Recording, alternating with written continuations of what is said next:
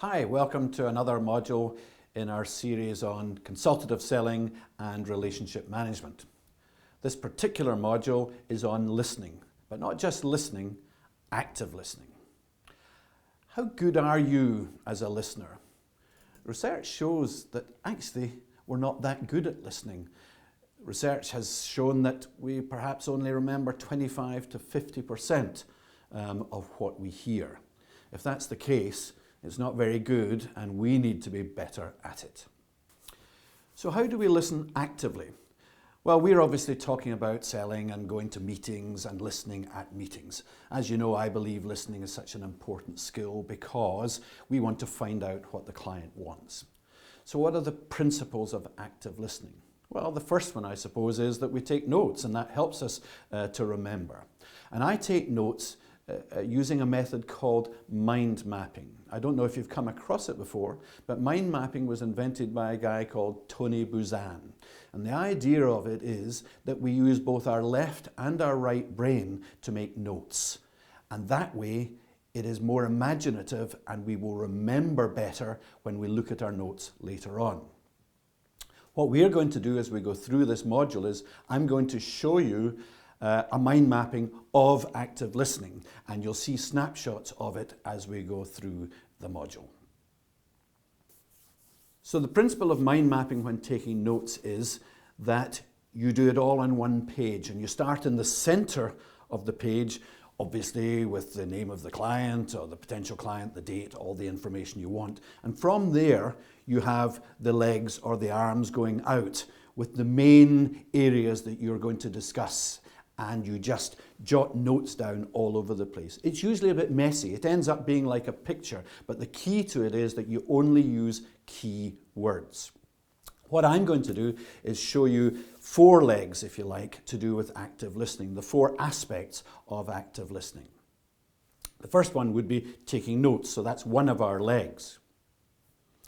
The second one would be, how do we actually show that we're listening? Because if we show we're listening and we're interested, the person will like us more. So we do that through, first of all, our body language and the way that we come across in showing that we're listening. So we have a leg on body language. Also, we need to give people feedback, and our voice does that, obviously, in the way that we come across there. And we'll talk about that in a minute. So we've got another leg on the voice. And the final thing is a very important one, and that is, how do we maintain our concentration? We do that generally through focusing on the listening that we're doing. So I've put the 4th leg as focusing. So there's our 4 legs, and what we then do is add words onto those branches, onto those legs, as we go along to remember, so that we remember what we have been listening to. So giving feedback and showing interest is the first one we're going to do, and that's normally through body language. Now we have a whole module on body language which you can watch during the series, but let's just talk about what we mean by the body language when listening. First of all, our posture should be good and we should be nodding to show that we're listening. And that nodding is very reassuring to the speaker because they then know that you are interested in what they're saying. So you're nodding, your eye contact with the speaker, glancing down every so often to make your notes on your mind map, but mainly showing that you're listening. And that's the most important thing about your body language. The second part is to do with the voice, giving people feedback with the voice. So someone is talking and you're nodding, but you're also going, all right, yes, okay. Giving them encouraging noises which make them want to tell you more. And that's exactly what we want. We want the person to give us information, so we need to show that we're listening through our body language and through our voice. Also with voice, we want to add things by checking our understanding of what the speaker has been saying. So we might say something when they've stopped or they've paused. We might say, so let me just repeat back to you. You said this and this and this. Is that correct? And what you're doing then is showing them that you have not only listened, but you've actually taken it on board. Another methodology in checking and showing that you're listening is to summarize. They've perhaps told you quite a bit of information, perhaps about their business, and you might say, so let me just recap what you've said to me, and then you just do a recap, a quick summary of the key points. And again, what you're showing is that you have been listening and you have remembered. People like that. If you're a good listener, generally you don't interrupt people. But sometimes when people are talking, they say something that you're not clear about. And very often your facial expression will show that, which is good, because again, the body language is showing that you're listening, but perhaps not fully understanding. So if you get the opportunity, a quick pause or an opportunity to quickly jump in, you would say, sorry to interrupt you, Mr. Client. Could you just go back over that again? I wasn't quite clear what you meant by that. And again, this is showing that you are listening. It's showing that you want to understand their business, and they are more likely to like you because of that. So body language and the voice and giving feedback, critically important when listening. So why is it that many of us are not very good at listening? Well, research shows that actually we can think 4 times faster than speech. What that means is, in physical terms, we really only require about 25% of our brain to do the actual hearing part of it. The problem is, what are we doing with the other 75%? And very often what we're doing is thinking about what we're going to say next.